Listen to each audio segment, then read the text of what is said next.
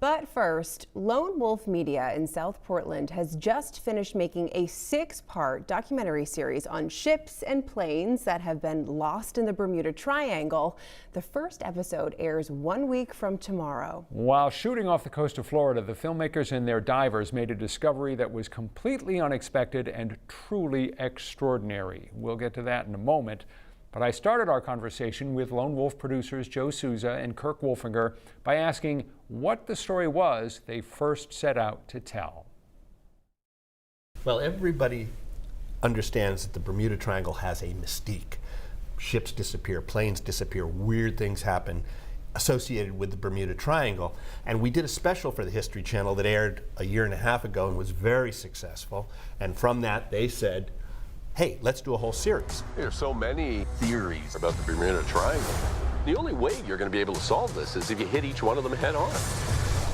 And that's what we're going to do. And so we put together 6 episodes, and every episode has a different discovery. Every episode has a discovery, and it's a different one. It's a ship, it's a plane, it's something that went missing in the Bermuda Triangle. What kind of people did you have working on this? Researchers or scientists or whatever they might have been? So what was really unique about our access point to the Bermuda Triangle is a lot of people have tried to figure out what was there, but we actually have teamed up with a NOAA scientist and a deep sea diver named Mike Barnett.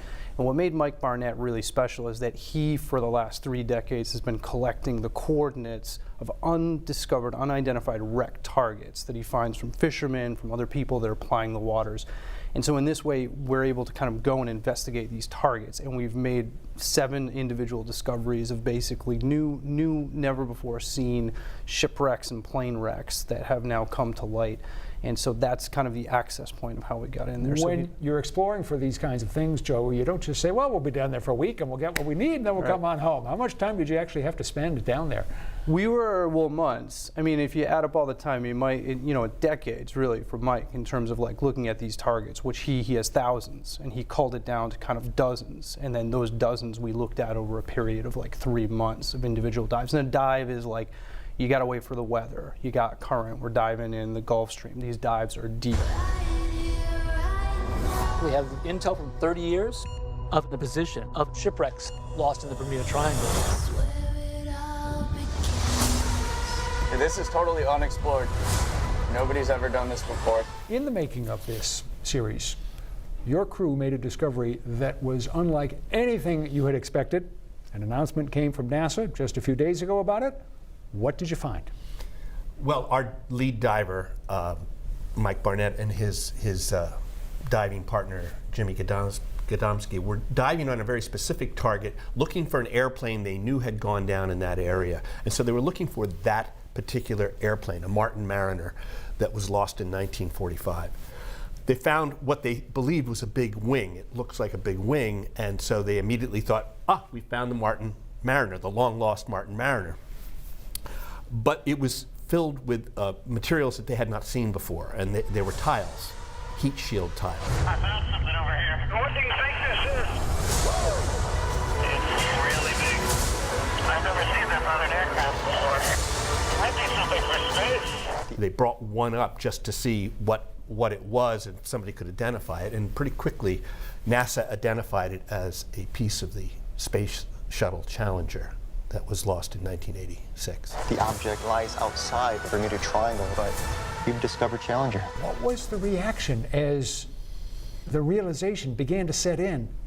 Yeah, this is likely from the Challenger. Yeah, this is probably from the Challenger. Yeah, this is almost certainly from the Challenger. It was just kind of gobsmacking because we're looking for Flight 19, which is a famous Bermuda Triangle disappearance, and we find the Challenger. And it sort of just goes to show you when you're operating these waters off the Florida coast near the Bermuda Triangle, you really never know what you're going to find. And that was the case in this particular instance. And we need to emphasize that when they found this, it was hands-off. In other words, the second we identified it as being a piece of Challenger, a big piece of Challenger, we talked to NASA immediately. NASA said, hands off, don't touch. This is a national artifact. And we've sat on this information for a very long time so that NASA could figure out how they wanted to present it. They have to go to Congress to let them know. Obviously, families of the crewmen that were lost. So it's a very sensitive thing, and it's been a long time. We've been sitting on this. Now we're finally ready to release the information. You and Lone Wolf have made dozens of different series and documentaries, but to have a discovery like this come along while making one of these must have been just extraordinary. This is like a once-in-a-lifetime occurrence. It is a once-in-a-lifetime occurrence, and clearly it was sends a chill up your spine when you go, fellas, this is a part of Challenger.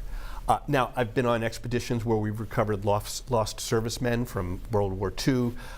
We've made other big discoveries in the past, but this certainly probably is one of the most chilling. Was one of the most chilling discoveries when we made it, and when I got the call from the diver saying, "We just found a piece of Challenger." And to give you a sense of just how rare this is, the last significant piece of debris found from Challenger was in 1996. Wow. Wow. So, I have honestly, no words. This is incredible. yeah, it's remarkable. And to think that, these Maine filmmakers were the ones who were there at the heart of this story. It's really, really terrific. Again, the name of the documentary series is The Bermuda Triangle into Cursed Waters. The first of its 6 episodes airs Tuesday, November 22nd on the History Channel. That's a week from tomorrow.